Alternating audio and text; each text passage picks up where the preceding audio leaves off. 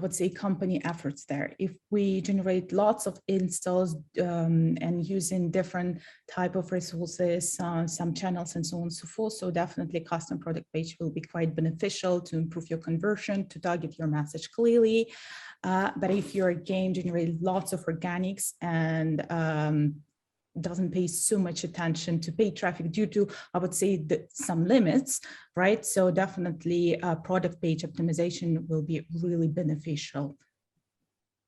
And as for games, as for gaming perspective and so on and so forth, right? So yeah, definitely strong brand could bring you, I would say, lots of installs. So that's why like optimization of your product is quite necessary in this case. And also some like hyper casual games as well. And on top of that, such activities like TV campaigns, which could definitely increase your brand awareness significantly during short time frame. So yeah, just optimize your conversion rate will be a really good solution. I'd like to hear your thoughts on what's to come, especially now that the iOS 15 has been announced. So there will be a lot of changes in the future in terms of being able to do testing with Apple search ads. So what do you think here that we should expect as app marketers, Roy? Yeah, great question.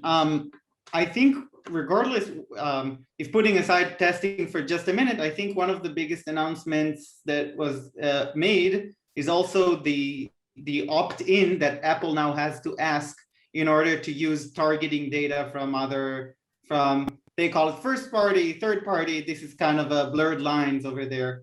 But differently from ATT, they have a different prompt message of saying, would you like to have personalized ads rather than do you want to be tracked? Right. So this is also something that's coming in iOS 15 on Apple search ads. But I think with regards to custom pages, what's really going to be interesting here is to see the ads that lead to custom pages. And I think also Apple hasn't made it clear yet on how you'd be able to actually measure that. So it's interesting. There are always two levels, right? There are always two things to look at. One is you want to actually take care of the functionality, right? Being able to create this kind of good experience to the user, whereas, for example, they saw a hotel on an ad, then they get redirected to the App Store and they see the same hotel or at least a hotel within a custom product page. And one of the capabilities that Apple actually killed with ATT is being able to defer deep link into the app and then start a journey within the app on the same hotel. But this is kind of impossible at the moment due to ATT and ASCII network. So unfortunately, this is not yet possible, but I'm very curious into learning how they are going to roll this out, custom pages together with paid advertising, and how we would be able to measure it. But obviously, us AppsFlyer are very interested to see what comes out. First of all, you need to understand the strategy of your Apple search ads and consider it as a tool which might be really insightful for your ASO efforts. And we also know that next year, I mean, these new tools will be available for Apple search ads, and creative sets will be replaced with custom product pages and so on, right? So in this case, you should also consider some specific steps, probably group your keywords to check their, I would say, conversion rate and tap-through rate and some other metrics which might be really insightful for your ASO efforts. So yeah, this is definitely regarding like Apple search ads, like I would say future of Apple search ads as well. But like in general, for our business specifically, we consider, I would say, all these opportunities for our app. But as I mentioned at the beginning of our discussion as well, first of all, a clear plan should be done in terms of prioritization, in terms of this specific opportunities which Apple brings us as well. So you're dealing with a lot of app companies out there from different industries. I mean, what are the plans at yellowHEAD? I am sure that you guys are discussing this because everybody is waiting for you to get an action. So what is going on there about that? Yeah, for sure. I think that those in-app events are going to have huge impact on the entire ASO work. I'm totally agreeing with Laura about the huge potential there to increase visibility in the store and to attract new users through those in-app events that will be visible in several places throughout the store. And also, by the way, to retarget and to engage retained users, to engage existing users and even lapsed users that are no longer taking active part in your app. So this is also good, also great for retention purposes. And for in the ASO perspective, I think we can also mention that keyword targeting opportunities there, because we know that the in-app event will be visible through the search page, meaning that their title and short description keywords will be indexed. So another growth opportunity is there. And I think that another thing to take into consideration is the effect it will have on browse traffic, because as we know, when Apple is promoting new features, they're promoting them throughout all the store, and the real estate that used to be related to featured app will be now catering in-app events. So especially for apps that used to get a lot of browse traffic, especially those apps who are used to be featured on a daily basis, we really recommend to align your strategy to those changes, because if you don't, you really, you are expected to see a drop in browse traffic.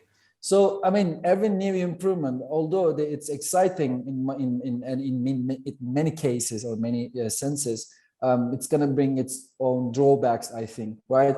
So once iOS 14.5 was rolled out months ago, we saw that the SK network brought a good impact on measuring Apple search ads conversions at the first place. So, but on the other hand, the other channels were quite cold feet because they lost, the ability of tracking the users.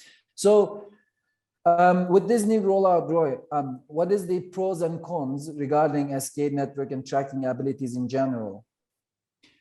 Yeah. So with iOS 15, SK Network, Apple released a new feature within SK Network, which is a copy of the postback to a designated endpoint, which the advertiser can define within the app. And this is great. This is Apple actually listening to us, to the market. We, from the get-go, when SK Network, when ATT was announced, and obviously SK Network had to be adopted,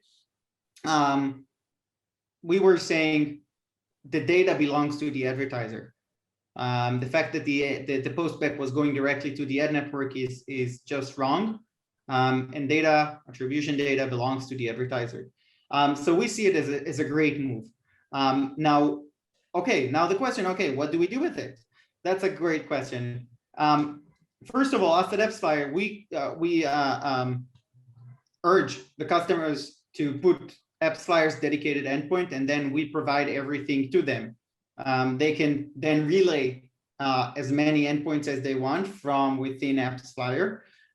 We also provide additional insights that are not available currently from several ad networks. For example, percentage, the ratio of redownloads. Very important metric, super important metric, and it's not supported by most SRNs. Most SRNs are currently not reporting rate of redownloads. Why? It doesn't benefit them. Why should they? And this is one of the disadvantages when the data goes to the ad network.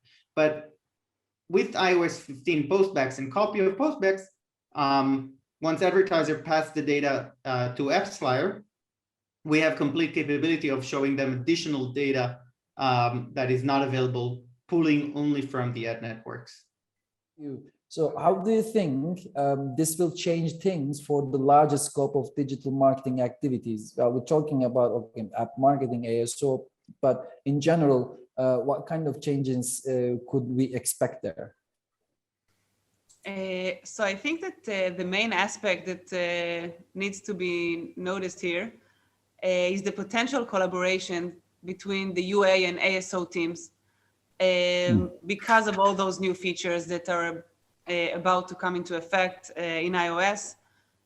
Of course, also now UA and ASO teams work together hand in hand But now, especially with all those custom storefronts, I think that the collaboration can be even tighter together, and UA and ASO teams can gain insights from one end to another and can really help each other to grow their work. And I think that another team that will definitely be more on board than ever before is creative teams. All those new features, also the A/B testing platform and the custom storefronts, all of them will require huge amount of creatives. And I can tell you that even we in yellowHEAD, with our fleet of 40 designers and video artists, we do see this. We do see those changes as a challenge that we are really looking forward to, but still, it's a challenge. So we do recommend, highly recommend, smaller apps or smaller brands with smaller creative capacity to start planning their strategy since last week. Because it will be needed to strategize your creatives in advance. What's amazing that has happened is that ATT and SKAD network has sort of leveled everything down into like the same capabilities, where now everyone is kind of blind in the same way, right? So a lot of shifted into creative optimization, upper funnel, but then what we see as the ability to differentiate yourself as an advertiser is actually controlling conversion value. If you know how to set your conversion value the best way possible, you will win. I think my recommendation here, the same at the beginning of our conversation. So choose wisely.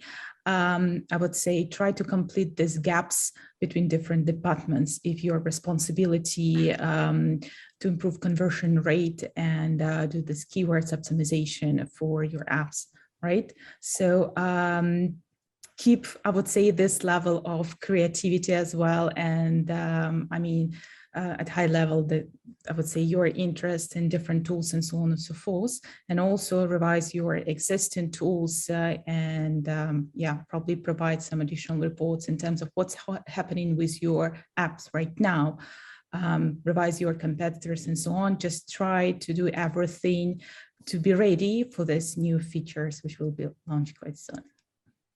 Wow. So Roy? Yeah. I think one thing that I've mentioned here quite sometimes, and in many regards, and I think one is doubling down on creative. So we've seen it, one, with the less ability to measure down the funnel events, and then you are able to measure creative success upper funnel on the network side, and then also less so installed, but also with custom pages. So I think as we can see, creative is becoming more and more important. And the other thing is, like I was saying with regards to SKAD network, is hold on tight, and I believe things will get better pretty much soon. Right. So Chen? Yeah, I'm agreeing with exactly what everything that Laura and Roy said. I think that my best advice here in this case would be to strategize in advance, because we don't know exactly when those new features will come into effect, but we do know that they will come into effect very soon. And there are a lot of new changes to digest. So we really recommend to start planning both on the testing platform, to start thinking your testing strategy already, and also on the different custom store pages. Try to think of your different target audience, your different segments, what are the different USPs of your apps that you want to target in different messaging, and to create different storefronts already, so you'll be well prepared for the features when they'll be launched.